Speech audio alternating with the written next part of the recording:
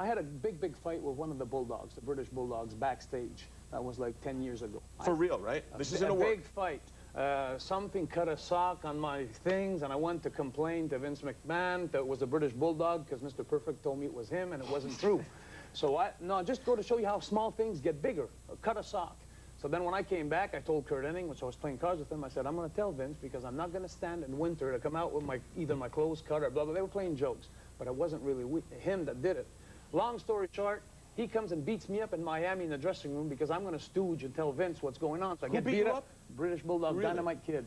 He really screwed me up bad, kicking me in the face and everything in the back. I was playing cards with Kurt Hennig, and he came from behind and he slapped me. Well, you do cross a level when you start. Hold on. I made a comeback. Well, that's where I'm coming back to stating your point. Is a week later, and for 4 days I was on depression in the dressing room. I didn't want to wrestle no more. I wanted to go home. I was with my brother Raymond, and then we didn't even speak for 4 days in the car. And then I told my brother Raymond 4 days later, I said, Raymond, that was the first time I spoke to him. I said, I'm making my comeback in Fort Wayne, Indiana next week in front of Vince, Macho Man, and Hulk, and everybody. And I did. But then Vince McMahon stepped in and had a meeting and all that stuff. Got to cut you off. We'll go to break. What an amazing story. Great insight. Absolutely. Now, Jacques, take us through the footage right now because there's something so significant about you. The Mountie. You wrestled the Hulk and... The Mountie always gets his man. Roll tape. Okay. No, that was one of my most important moments in my career at the Molson Center. There was 18,000 people, and no one would have expected Hulk Hogan to get beat.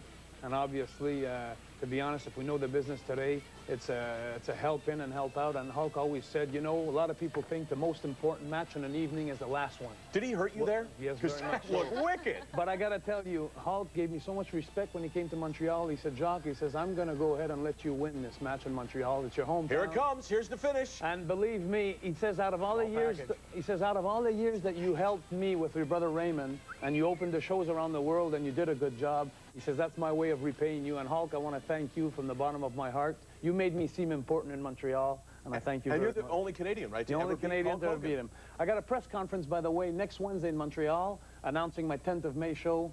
Be there in Montreal. It's going to be a great show. My second son's starting to wrestle. I got one son that's wrestling, and my second one's debuting. TSN.ca/OTR is our website. The good's on. You'll tell us more about your unique family business, won't you? If you go on internet, www.lutte familiale. Well, you go on our website, you can find it out as well. Really? Yeah, absolutely. We're going to talk to you after the show. Jacques Rougeau, thank you very much. We got a nickname here. You're an agent. Thanks for joining us. Have a great weekend. We'll see you Monday.